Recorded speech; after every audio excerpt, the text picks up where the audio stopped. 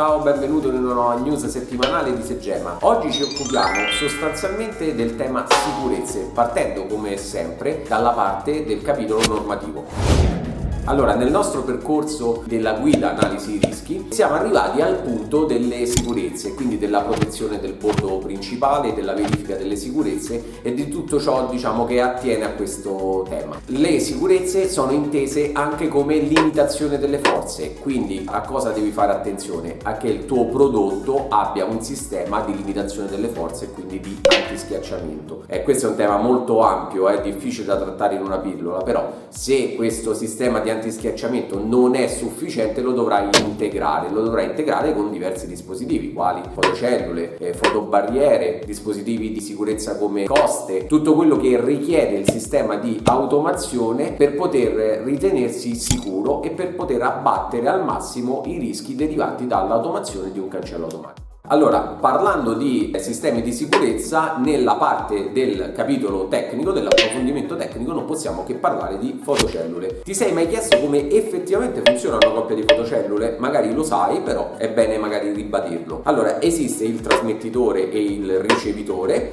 Il trasmettitore non è altro che un diodo infrarosso con una lente che direziona il raggio infrarosso e dall'altra parte c'è un ricevitore che ha una lente che direziona il raggio infrarosso che riceve su un elemento sensibile della fotocellula. Quando qualcosa si frappone fra le due, il ricevitore non vede più l'infrarosso e quindi capisce che c'è un ostacolo in mezzo che fa scattare il relè che poi è collegato alla centrale di comando. A cosa sono suscettibili le fotocellule? Sono suscettibili in alcune situazioni ai raggi solari, all'accecamento. Cosa succede? L'intensità forte del sole sul ricevitore acceca la lente del ricevitore e non fa vedere il trasmettitore infrarosso. Questo per la fotocellula risulta come un ostacolo e quindi può accecarla. Diciamo che nelle fotocellule di un certo livello professionali questo fenomeno è molto attenuato perché negli anni si sono sviluppate diverse tecnologie, diversi tipi di lente per migliorare questo aspetto che una volta effettivamente era veramente molto difficile da sistemare. Tant'è vero che se sei un installatore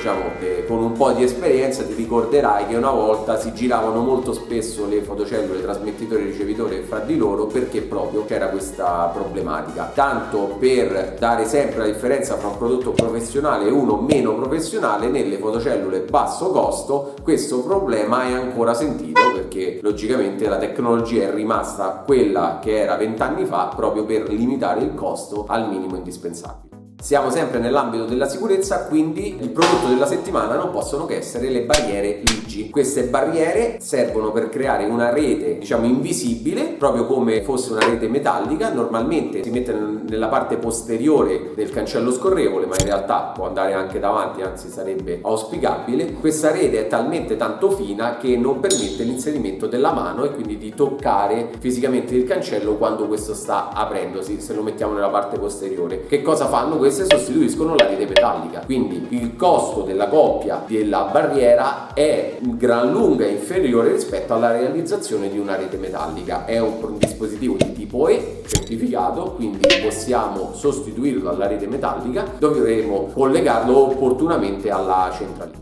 Siamo arrivati alla fine del video e quindi alla news commerciale della settimana. Nello store di Segema sono arrivati i dispositivi radio per tende e tapparelle della GPD. Qui ne ho solamente due esempi, ce ne sono altri. E uno è il trasmettitore a muro per alzare, abbassare e stoppare la tapparella o tenda. L'altro è il classico radiocomando che però ha il supporto magnetico a muro per poterlo riporre e non perderlo. Allora, se vuoi conoscere tutta la gamma radio, ma anche i sistemi per tende e tapparelle della GPD, sei un installatore che ti trovi nella zona di Roma e provincia, puoi venirci a trovare come sempre nel nostro store in via Quarto Sant'Antonio 48 a Marino. Siamo sull'Appia dopo l'aeroporto di Ciampino, zona Frattocchie, e puoi visionarli sul nostro sito shop-segema.it. Ricordati di mettere mi piace, iscriverti al canale e cliccare sulla campanella per rimanere aggiornato su tutti i nostri nuovi video. Ciao!